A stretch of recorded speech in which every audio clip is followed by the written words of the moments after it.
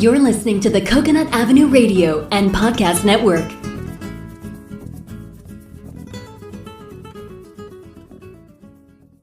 Welcome to Out There on the Edge of Everything, the show that examines, helps you understand, and effectively deal with the interesting edges of life.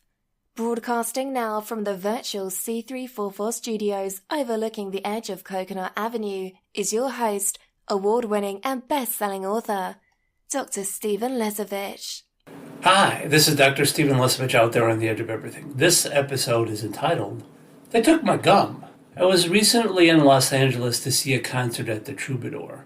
A friend of mine, a Hollywood actress, joined me for the music concert at the Troubadour. It was a concert featuring Robbie Krieger of The Doors and Billy Gibbons of ZZ Top. In case you're not familiar with music, The Doors and ZZ Top are two of the most famous and popular rock and roll groups in history. On my blog post on slesovich.com, I have pictures of Robbie Krieger and Billy Gibbons that I took at the Troubadour.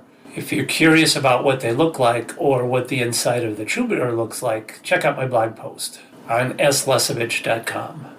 Now, in case you've never heard of the Troubadour is a music club in Los Angeles. And I took this from their website. Since opening in 1957, the legendary Troubadour Club in West Hollywood has helped launch some of the most talented music performers in music history, including Bob Dylan, The Byrds, Buffalo Springfield, Joni Mitchell, Neil Young, James Taylor, Elton John, Neil Diamond, Janis Joplin, Led Zeppelin, Carly Simon, Billy Joel, Bruce Springsteen, Willie Nelson, Metallica, Guns N' Roses, Pearl Jam, The Foo Fighters, Johnny Cash, Coldplay, Red Hot Chili Peppers, Tom Petty, Prince, Kelly Clarkson, Vince Gill, Joe Walsh, Jackson Browne, Depeche Mode, Sheryl Crow, Smashing Pumpkins, The Eagles, ZZ Top, and many others. The Troubadour was the place where the Eagles' Don Henley and Glenn Frey first met before they joined together to form the Eagles. The Troubadour was the place where Carly Simon met James Taylor for the first time.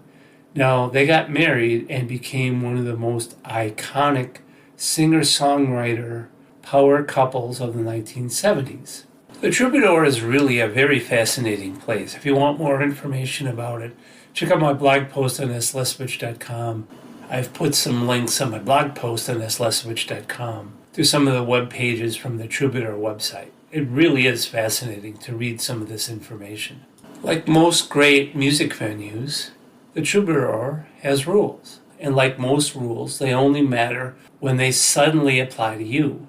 As we passed through security at the Troubadour, my friend, the Hollywood actress, her purse was searched and a forbidden item was discovered, chewing gum. Believe it or not, chewing gum is not allowed in the Troubadour. It's a prohibited item. The security team informed her that gum was not allowed inside. She was asked to give it up. What followed was a brief but spirited debate. This was not about rebellion or entitlement. It was about empowerment. The gum was hers. She wanted it, and she didn't like being told she couldn't have it, even temporarily. Security remained polite and firm. They told her she could either throw the gum away or leave it outside on a table and could retrieve it after the concert. Eventually, she agreed to leave her gum on the table by security outside the club, and we went inside. Problem solved, so it seemed. Before the concert even started, the gum incident began to loom larger in her mind. It bothered her in a way that surprised both of us. I tried to be practical. I said, I'll buy you more gum afterwards. Just let them throw it away. It was an easy solution, rational and efficient, I thought anyways. But she didn't want more gum. She wanted her gum, that gum that they took away from her. At some point, she made a decision. She was going to get it back. She left the club, the Troubadour, retrieved the gum from security, walked back to her car, placed it safely inside, and returned to the venue. Only then could she relax and enjoy the show with me. The chewing gum principles. We all carry versions of that gum with us with the chewing gum principles. Objects, ideas, habits, expectations, or identities that you cling to, not because they are essential, but because they are yours. When something external tells you you can't bring them along, even briefly, discomfort can feel disproportionate to the thing itself. Financially, she lost nothing by leaving the gum behind. She could have replaced it, and I would have bought her new gum. She could have forgotten all about it.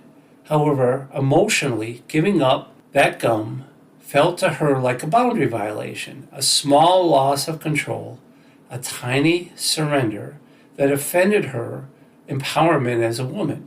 Retrieving the gum restored something far more valuable than the gum, a sense of empowered control over her own life within her own boundaries and being responsible for her own actions. I call this the chewing gum principles because the chewing gum principles provide a sense of empowered control over your own life within your own boundaries, with you being responsible for your own actions. There's an important distinction here. This wasn't about stubbornness or for the sake of ego.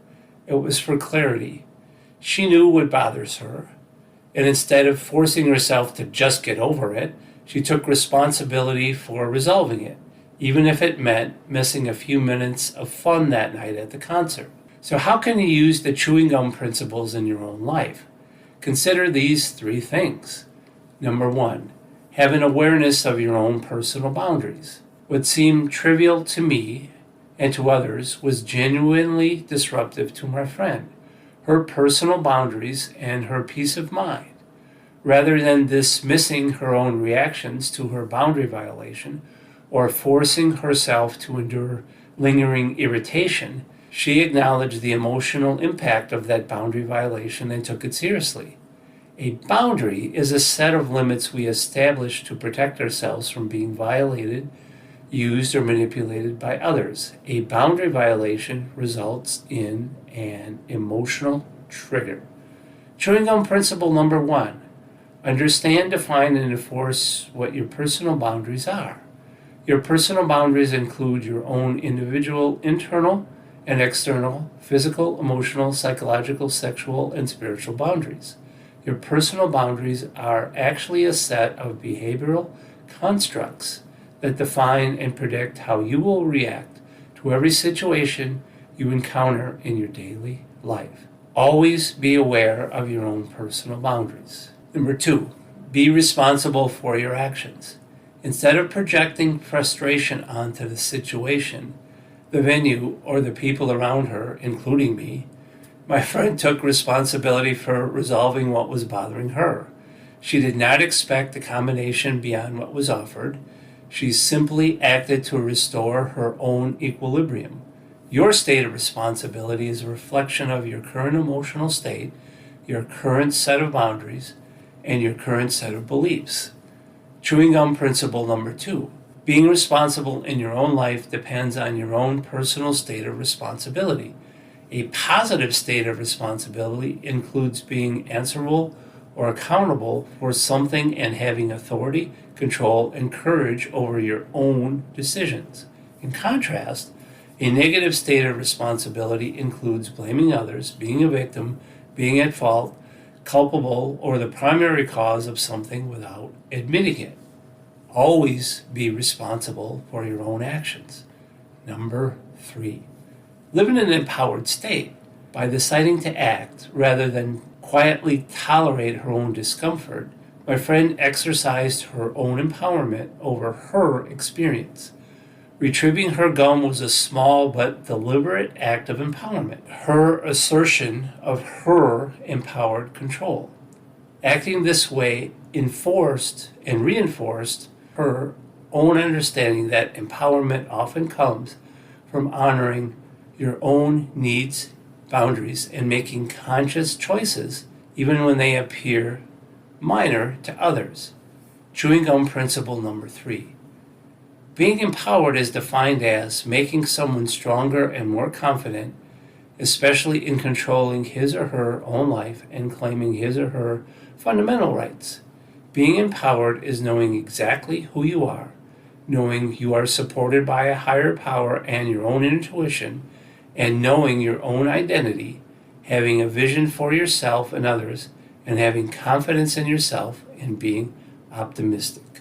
Always be empowered in your own life. Using the chewing gum principles and always being aware of your own personal boundaries, being responsible for your own actions, and always being empowered allows you to create a positive impact in your own life, even if someone else tries to take away your chewing gum. Until next time, I'm Dr. Stephen Lesavich, way out there on the edge of everything. You have been listening to Out There on the Edge of Everything, the show that examines, helps you understand, and effectively deal with the interesting edges of life. For more information on your host, Dr. Stephen Lesavich, please visit slesavich.com. For more information on prior and future shows, please visit coconutavenueradio.net. This is the Coconut Avenue Radio and Podcast Network.